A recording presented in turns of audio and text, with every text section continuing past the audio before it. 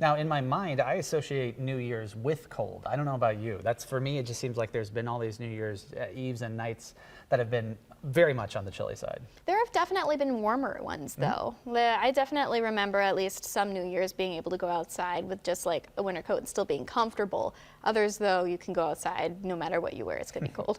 Very true. And let's take a look back on your weather rewind this week at some of those New Year's days and what we can expect because of that sort of climatology. In fact, the coldest New Year's, at least in Cedar Rapids, took place in 2018. 7 below was the high temperature there. That is awfully chilly. 0 was a recent one as well in 1974. 2010 at 5 degrees, but then you have to go back farther in the decades to get to something that makes this list. Now this year, as Hannah showed you, we're not going to make that list.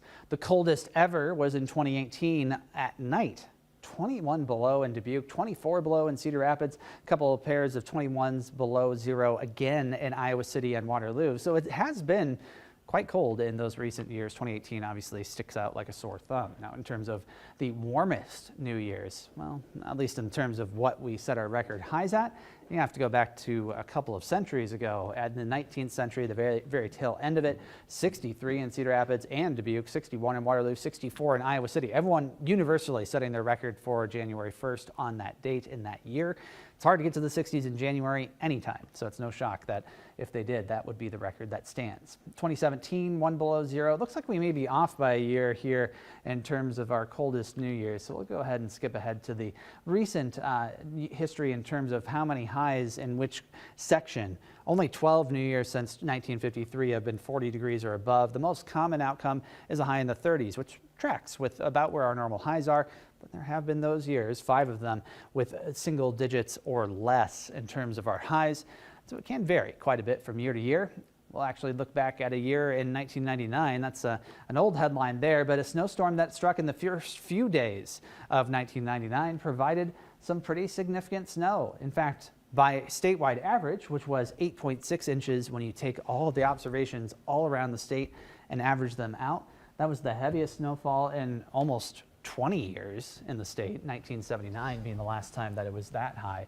Now, some totals were in excess of 10 inches across most of the southeast half of the state. Cedar Rapids, Iowa City, Waterloo, Dubuque all saw more than 10 inches with this storm system.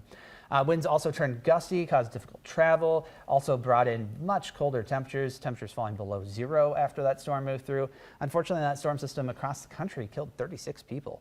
And 3 people in Iowa were killed in various circumstances, one from shoveling too heavy of snow and had a medical emergency, other people in car crashes. So yes, winter obviously can be very serious. This year we're getting away with it though, in terms of it not being that bad around here. That is a pretty bad snowstorm. I expect kind of those kind of statistics with the deaths maybe in like the early 1900s, but when you said that was 1999, that kind of stuck out to me because that is a little bit more recent. Yeah, and it just affected such a wide area too. And like that date said, January 1st through 3rd. And that was when the snow was falling. Then we had the cold air after that, and I think that was all wrapped up into that. I do remember this system when I was growing up. I remember notably school being canceled after winter break, which is always super exciting, get that extra day off.